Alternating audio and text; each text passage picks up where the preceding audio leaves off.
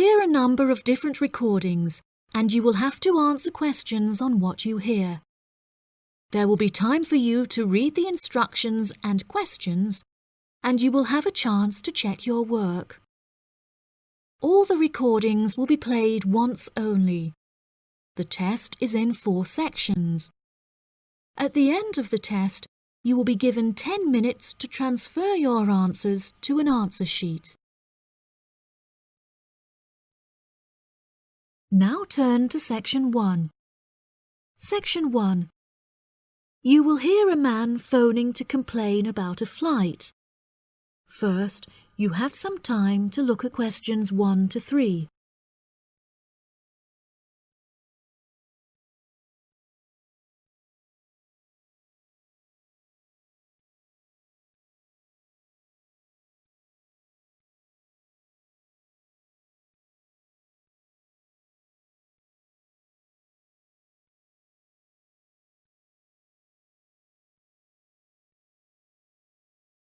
You will see that there is an example that has been done for you.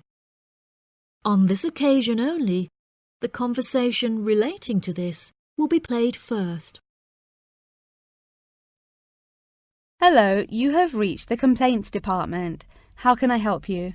Yes, hello there. I am phoning to make a complaint regarding a flight that I took with you recently. Okay. There are some details I will need to take from you first. May I have your name, please? Jack Dawson. That's D-A-W-S-O-N.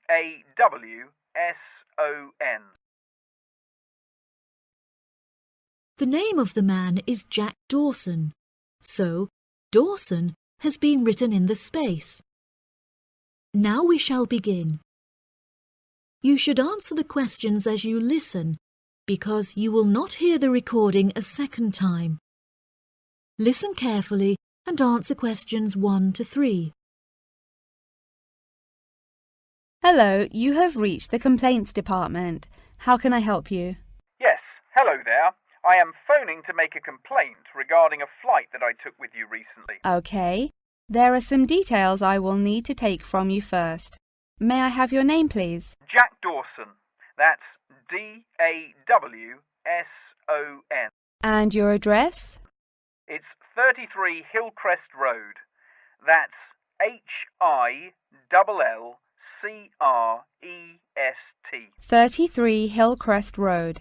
Is that in Exeter? Yes. And what is the postcode of the residence? It's AL698GQ. Thank you. Do you have a telephone number? Yes, the number at my office is 754688. That's good. And may I just take a home phone number for you in case of emergencies? No problem. It's 798662. Are they both local numbers? Yes. Before you hear the rest of the conversation, you have some time to look at questions 4 to 10.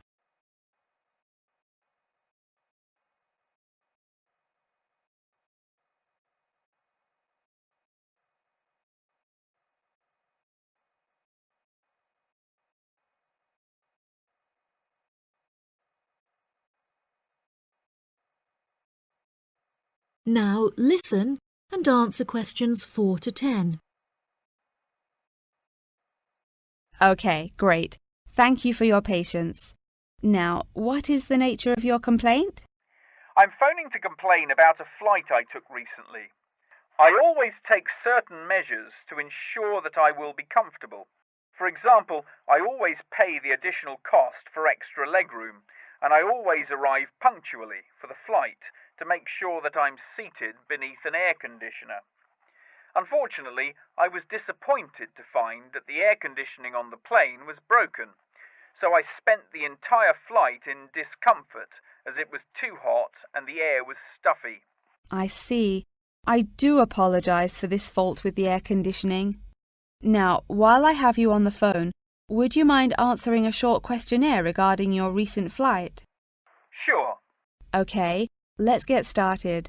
What did you think of the food that was served to you during the flight?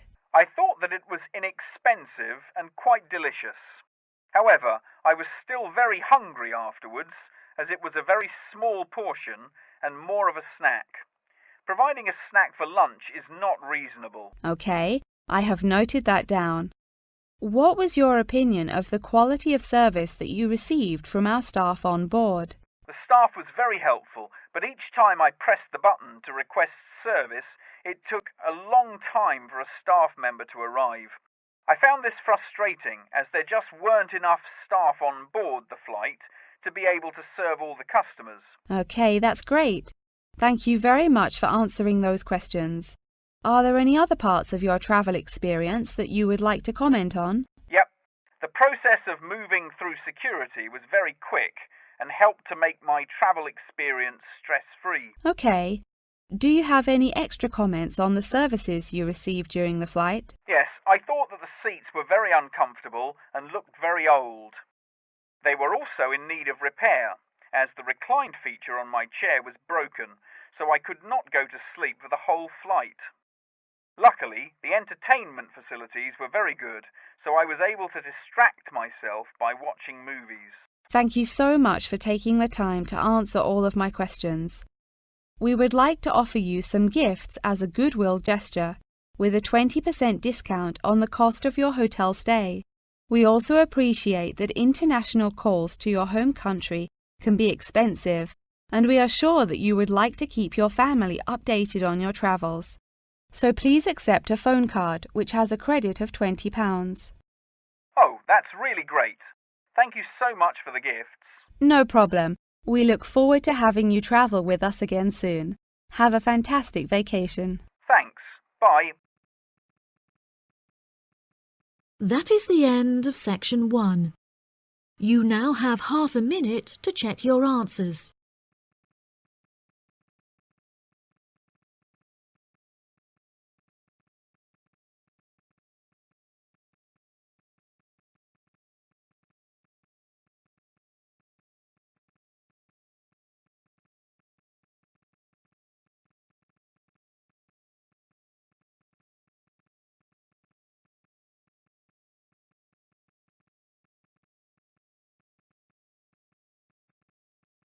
Now turn to section 2. Section 2. You will hear part of a talk given by a member of staff at a car rental company. First, you have some time to look at questions 11 to 16.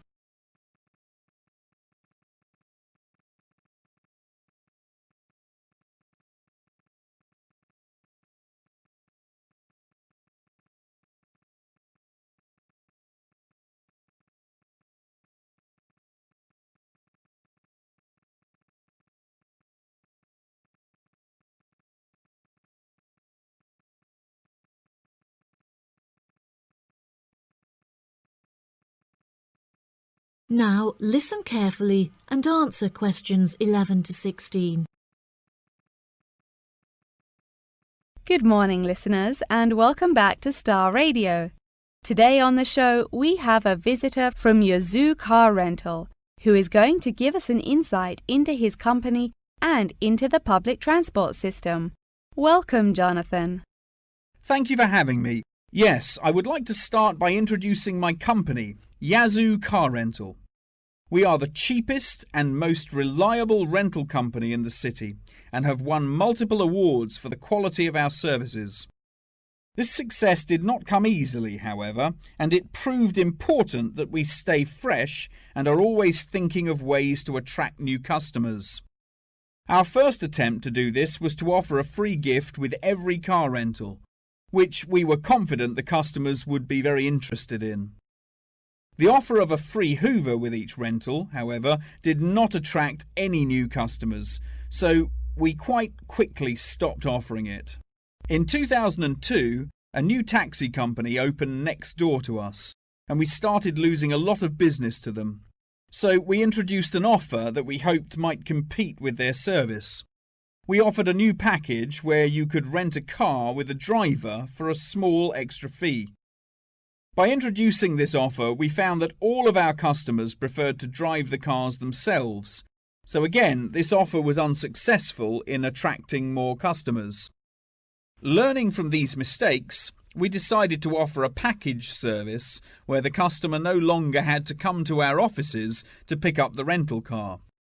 Instead, we could drop off and pick up the car anywhere in the city to make the customer's experience a lot more stress-free. This offer was very popular and increased our profits by 30%. In order to attract a younger demographic, we updated the models of cars that we offered for rental. We began offering more trendy cars such as minis and smart cars that we thought might appeal to the younger crowd, and we also purchased them in more fun colours like reds and greens. This offer attracted some new customers of a younger age group, however, not as many as we hoped. Next, I decided to offer our services at a discounted price on our website where it could be seen by thousands of people. I thought that this could be a great way to attract a number of new customers who would never have heard of us before, and it worked fantastically well. Following the success of the discount offer, we had so many customers that it became necessary to open a new branch of the company in the centre of the city. The cost of renting offices in the city centre was very high, so we hoped that our profits would justify this expensive decision. We made enough profit to keep our city centre offices open, but we had hoped for a greater increase in customer numbers. Before you hear the rest of the talk, you have some time to look at questions 17 to 20.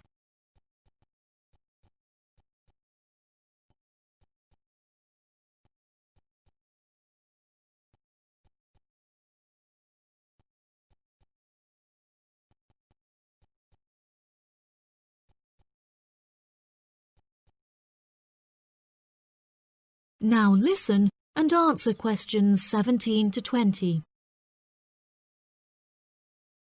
Now for the second part of my talk, which is on the topic of public transport. There are many benefits to public transport. For example, the recent introduction of bus lanes has meant that buses are now unaffected by traffic jams and are able to stay on schedule. Unfortunately, as fewer and fewer people are taking the bus nowadays, the service has become quite inefficient. This reduction in passengers may be due to the stories in the newspaper about the dangers posed to pedestrian safety by the buses.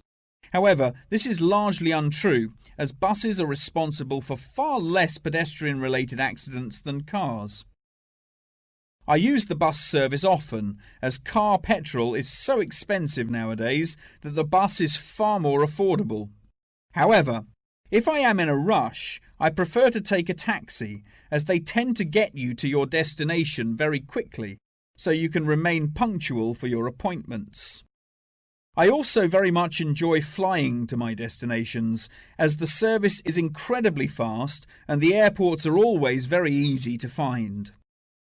Personally, my favourite mode of transportation is the bus. Due to the lack of people using the service, I have found that the buses are never overcrowded, so there is always a seat available. They are also never dirty, as they get cleaned regularly. However, I have found that sometimes the bus can be over a half hour behind schedule, which can be very frustrating. There has been a lot of fluctuation in the price of bus tickets in the last couple of years. In the past, £1.80 for a ticket was enough to sustain the bus companies. However, as the price of fuel increased, so did the ticket prices. Now the ticket prices are declining as the bus companies try to encourage more people to use their service again. Well, that's all from me today. Thank you for listening. That is the end of section 2. You now have half a minute to check your answers.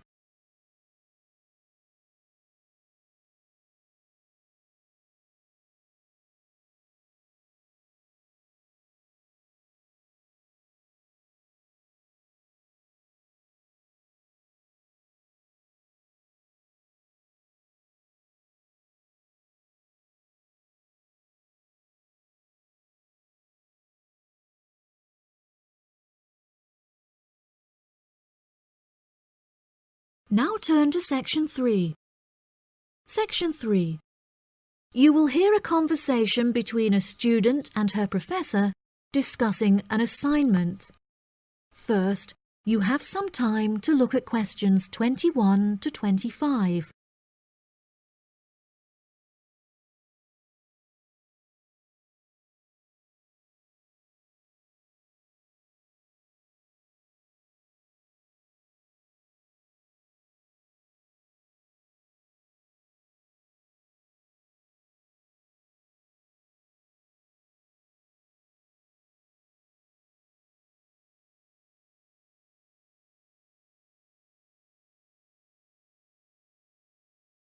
Now listen carefully and answer questions 21 to 25. Excuse me, Dr. Thompson. May I speak to you for a minute? Of course. Please come in. I'm Alexandra Jones. I'm studying business here at the university, and for my assignment I have to carry out a survey of people who own their own organizations. I heard that you are the founder of your own company, and I was wondering if I could ask you some questions about it. Yes, of course. Please fire away. Okay, great. We'll get started. Did you encounter any problems whilst you were starting your company? Actually, it was not as hard as I anticipated. I started out with very clear objectives, so I knew exactly what I wanted my corporate identity to be. It was very difficult to find the correct premises, as the property market in London is so competitive, but eventually I found the perfect site. The hardest part was structuring the business, as I had no formal template, so I had to create it myself. Yes, that is very impressive. Was it difficult dealing with staff? It's always tricky trying to satisfy a group of people with varying interests. However, I didn't encounter many problems. I found it very important to make the staff feel appreciated. So I hosted a staff day where we could all introduce ourselves and get to know each other as individuals. I was also able to talk to them about the type of work that they would be doing and gave them the opportunity to share with me the issues they had with the allocation of the work. Okay. Did you hire a management team, or did you take on the role of the manager? Oh no, I already had enough tasks to take care of. I employed someone else to take on the role of the manager. However, he never consulted me before making decisions, so I was forced to let him go and hire someone else. And what did the other staff think of the new manager? They had a great deal of respect for him. It definitely helped that I consulted with them before hiring him. They were surprised that he has been so successful in his role at the company, despite the longer meeting hours. Since the company opened, has it had any great achievements? There are many aspects of the company that I am pleased with. However, there is one achievement of which I am particularly proud. I wanted a mural painted to brighten up our entrance area, so I decided it would be a great idea to invite the local primary school to create one for us. The youngsters had a great time, and I know they were thrilled to be included. Oh, that's lovely. Before you hear the rest of the conversation, you have some time to look at questions 26 to 30.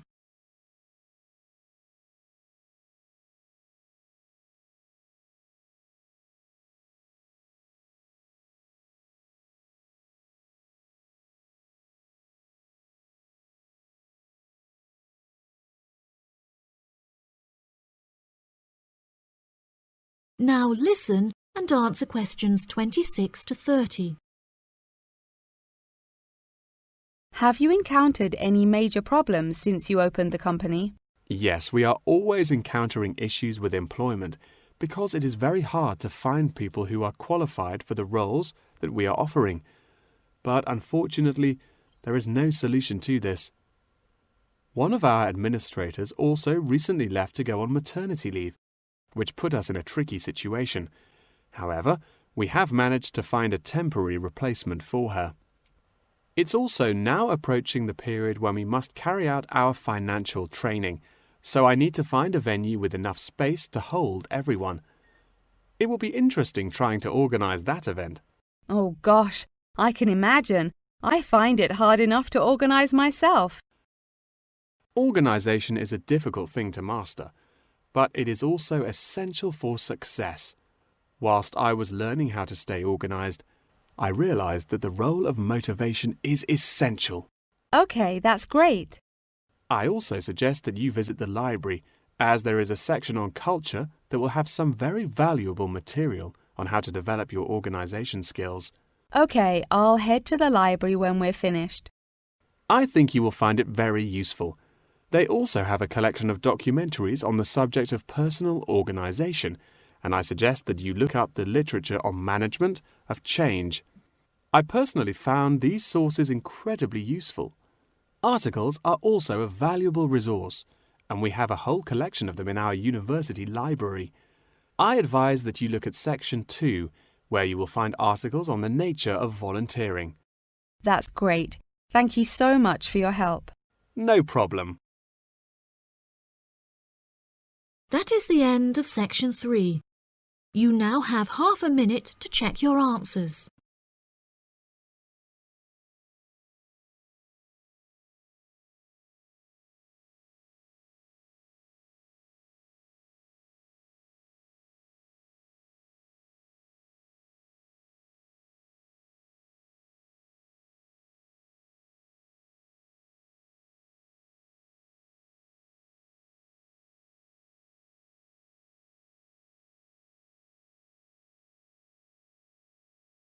Now turn to Section 4. Section 4. You will hear a talk on the research of architecture. First, you have some time to look at questions 31 to 40.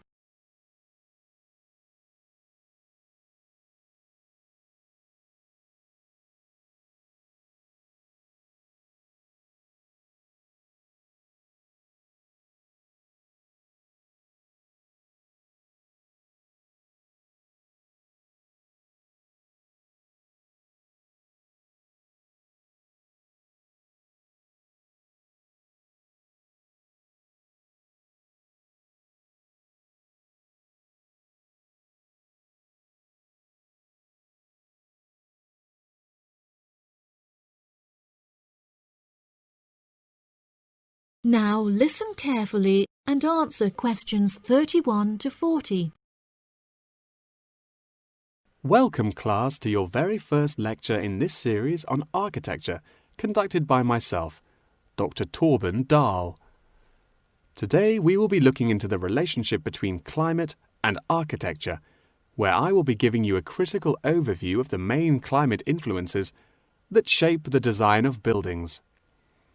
Throughout this lecture series, we will be looking at the latest research into climatic design carried out by experts in the field, in addition to case studies and examples drawn from modernist practice, both in cities and rural areas. Now, acid rain is one of the climatic elements with the most devastating effects on our architecture. The chemicals in acid rain can cause paint to peel, corrosion of steel structures such as bridges, and erosion of stone statues. Since the 1970s, our government has been making great effort to reduce the release of these chemicals into the atmosphere, with positive results. Private organisations have also been raising awareness and funds, and recently received a huge donation from the bank. It is interesting to look at the studies that have been carried out into the effects of acid rain at varying altitudes. Research has shown that there are lower levels of acid in the damaging pollutants at higher altitudes, meaning that skyscrapers are much less vulnerable to the negative effects, as they are exposed to acid rain with far lower levels of damaging pollutants. Recently, the ALTA project was founded to carry out further research into acid rain. This project is directed towards studying the effects of acid rain on old, traditional buildings of stone construction that are vulnerable to damage caused by acid rain. Masonry is particularly vulnerable as it is easily corroded and weakened by the acidic chemicals. It is imperative that we protect these buildings, as they are valuable examples of our history and culture.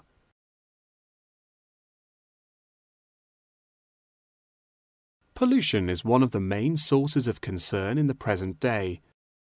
The construction industry contributes considerably as a source of pollution in its day-to-day processes of creating building materials such as concrete and glass. However, more new sustainable methods are being developed to counter this. A recent case study for this is Sky Tower, whose windows have been made from recycled glass to prevent pollution from the glass-making process. Water is the most problematic element to be considered in construction. It is imperative that construction elements, such as the insulation, are fitted into the building in dry weather to prevent it from getting wet. This makes winter an undesirable season for construction, as the heavy rainfall can have adverse effects on the building. Another climate type that has an enormous effect on buildings is humidity. Constructions made of steel and stone are largely unaffected by humidity. However, it can have a serious effect on wooden constructions if the timber has not been correctly treated. Moisture from the air can condense in the grain of the wood, which then swells and shrinks in proportion to the magnitude of change in its moisture content. This variation in size can have disastrous consequences. In areas of the world that are prone to earthquakes, certain design and environmental conditions are preferable for protecting buildings in the event of a tremor. Engineers have come up with numerous building procedures to help minimize shaking in buildings. For example, tall buildings have height restrictions and counterweights, and multi-story buildings have reinforced floors and walls. Ground conditions are a cause for worry in many constructions, as often the soil is of the wrong density to protect the foundations. Luckily, technology has now been developed that can help to minimize damage by earthquakes. Seismic sensors can give prior warning when an earthquake is about to happen, so that preparations can be made to protect both the people and the buildings from harm. The movement of building structures can now also be measured and monitored over time by architects. It has been expressed by architects within the design community that it would be valuable to be given special courses for designing buildings within earthquake zones. Guidelines are also expected to be produced by the government in the near future that will give architects a universal checklist to follow. That wraps up the lecture for today. Please remember that attendance is mandatory. That is the end of section 4. You now have half a minute to check your answers.